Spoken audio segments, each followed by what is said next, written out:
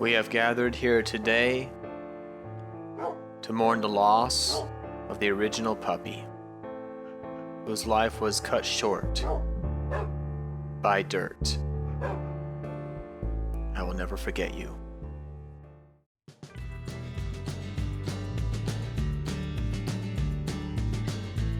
Hello fellow rogues and alchemists, and welcome to another episode of The New Frontier. In the previous episode, we were struggling mightily to start with Ember, and in this episode, we're actually going to do it. So welcome to Camp Refuge, everyone. I got some stuff to show you. Over here, I took the manual component out of harvesting lead. This guy right here from Cyclic just passively will just yank crops as they grow and put them in here for us. In fact, we got enough to get a little bit more lead, so I think we'll go ahead and do that. There we go. So it's our temporary solution. I don't want to rely on these for our crops, for our metals, honestly. Let's go down below.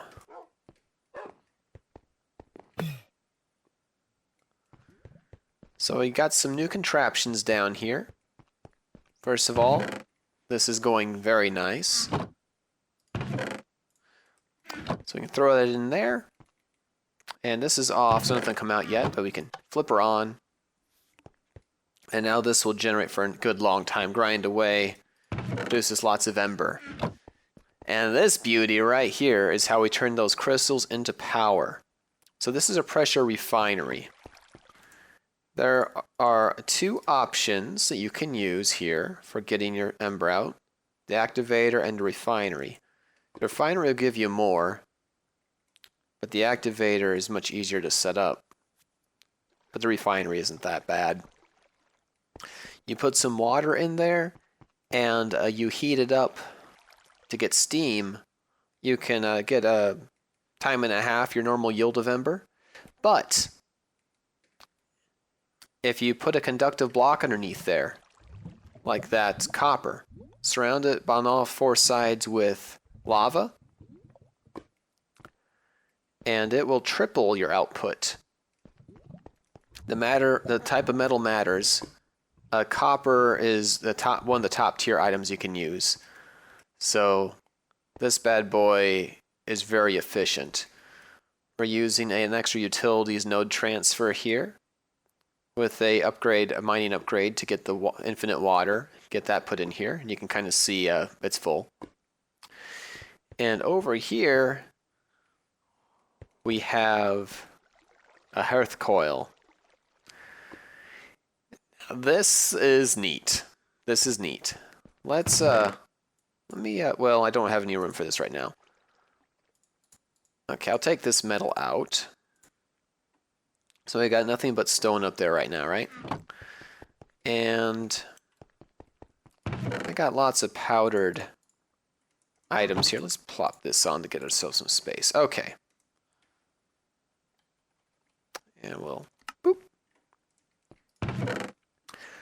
We got all these powderized and ground up metals here. And that kind of goes into how I'm going to get items. So the smeltery is very easy upstairs. It will double ores and stuff, but I want to do things a bit different.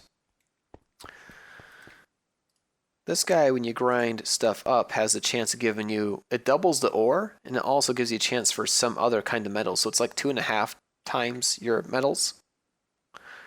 But this stuff, a lot of it won't actually smelt. Let's get some more tin in there. And that's where this baby comes in. Now it's actually empty at the minute, so we're going to turn that on. Oh, that is a beautiful sight. And we'll let that fill. And when this gets up to temperature, it smelts about an item a second. And so this is how we're going to smelt our items. Now, I'm not going to throw these on there yet, because it's actually slower than a vanilla furnace when it's not warmed up. But when it is warmed up, it's probably the fastest option we've got, so I like it. Plans for the base down here.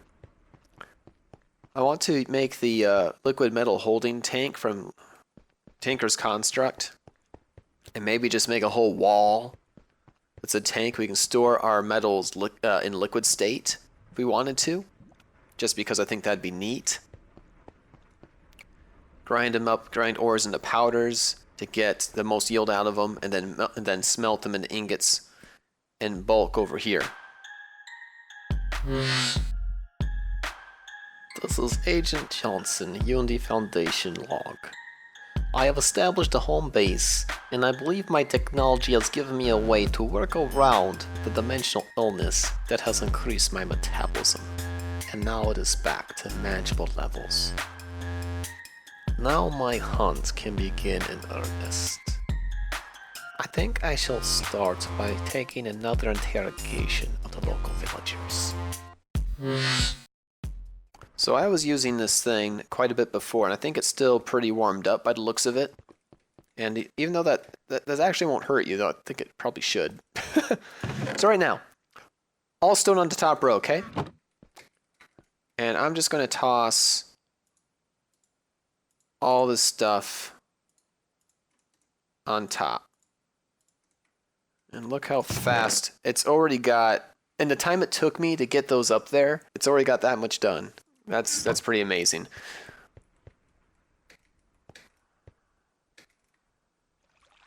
Now there's a better way of doing this here. We can make a dropper and some more pipes. So let's do that. And now we got our item dropper.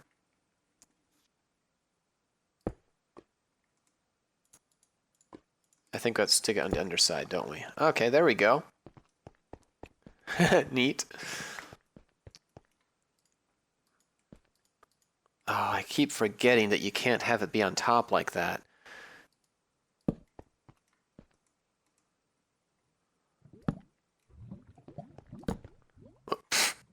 What are you doing, Switch? Okay. Now we got this. We'll put in that and what's left of our pulverized silver. And if we flip that, blah.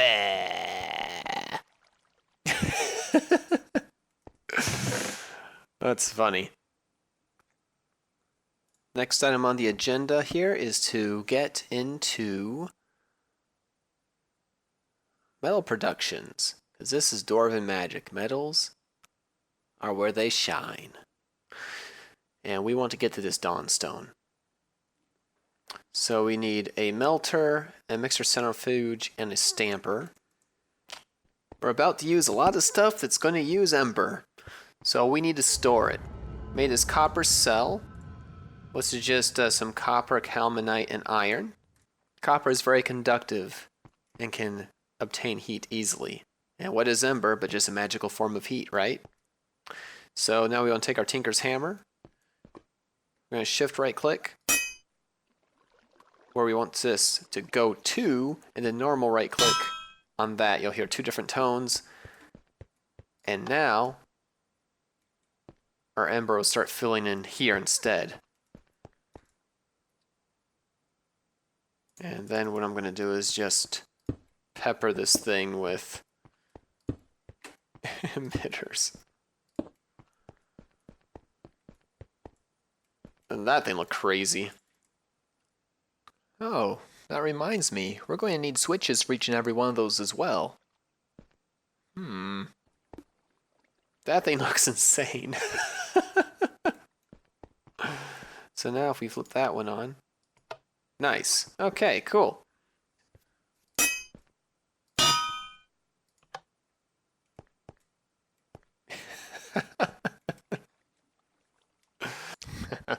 That's our melter. Next, we're going to attach our stamper and the reservoir beneath it, which should pound it into a reservoir. Haha, that looks boss. I love it. And then we'll put the stamper itself.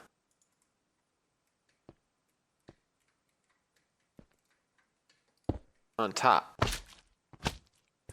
So we're going to plop our stamper base on the bottom there. Get some ember inside this bad boy.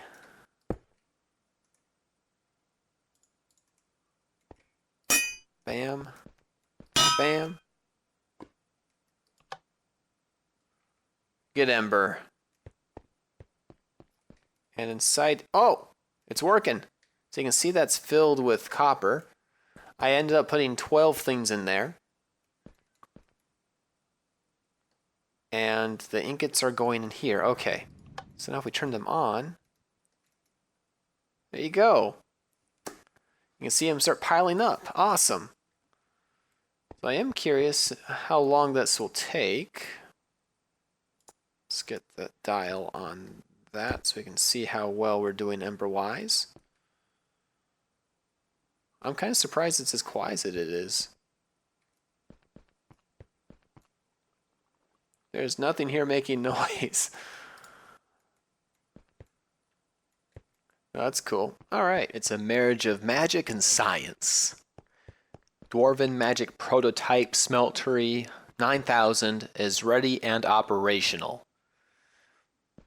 All I need to do is turn on these switches and fill it with these ores. Turn all of these on. This is funny. Alright. Emberification initiated.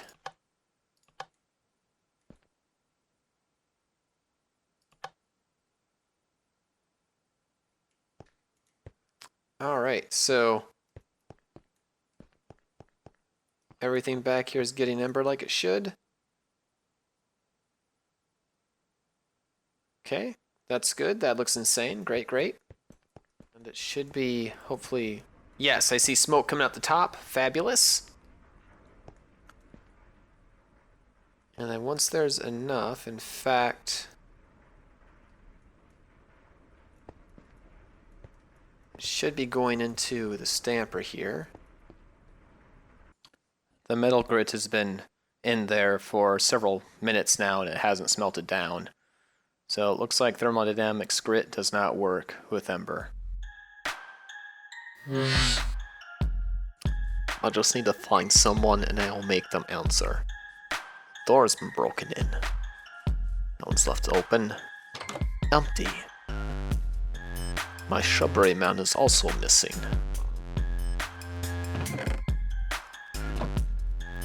This is not good. It would appear that this village has been wiped out by the zombies, and that my lead has run dry. I shall need to find another lead.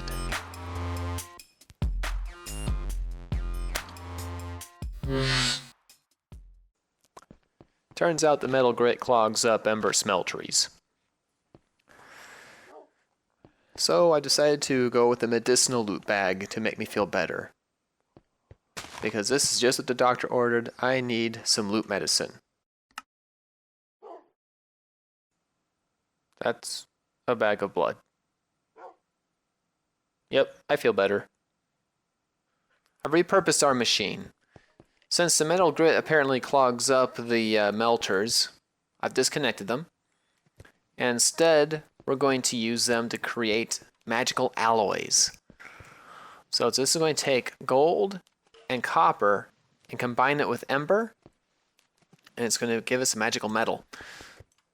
So we're going to go ahead and put equal parts copper and gold in there.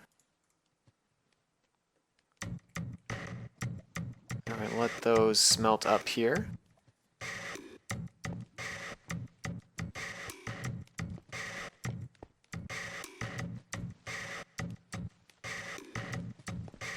I love how this looks. All this fire shooting everywhere. Okay, how much we got in there? Okay, that should be enough.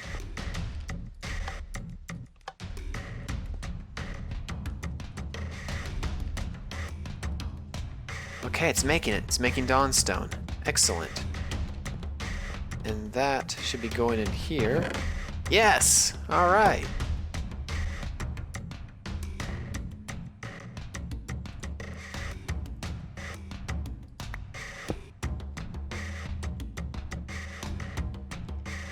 There we go, there we go. Okay, so that's going to very quickly produce Dawnstone for us. And now we got plenty of Dawnstone in there, okay. Now it's just waiting for a valid stamp. So we'll put the plate on there. There we go. Let's let that do the work for us. Now what can we make with Dawnstone? Well, turns out you make a ray gun. That's awesome. Got tablets and cloaks. I want all of these. Ember injector. I don't know what this is, but I want it. Wildfire core. Alchemy recipe. Well, I know what we're doing next. And an anvil. Alright, fellow rogues and alchemists, we're going to call that an episode for today. If you like what you saw, please hit that like button. Subscribe if you enjoyed. Don't forget to check out Sassy Rogue on her side of the channel. And next time, we're going to make some clockwork technology. See you next time, everyone. Bye-bye. This is Agent Johnson, Unity Foundation log. I have searched long and hard, and after much searching, I have picked up the trail of the Fade Alchemist. His magic will soon be in more trustworthy hands. End transmission.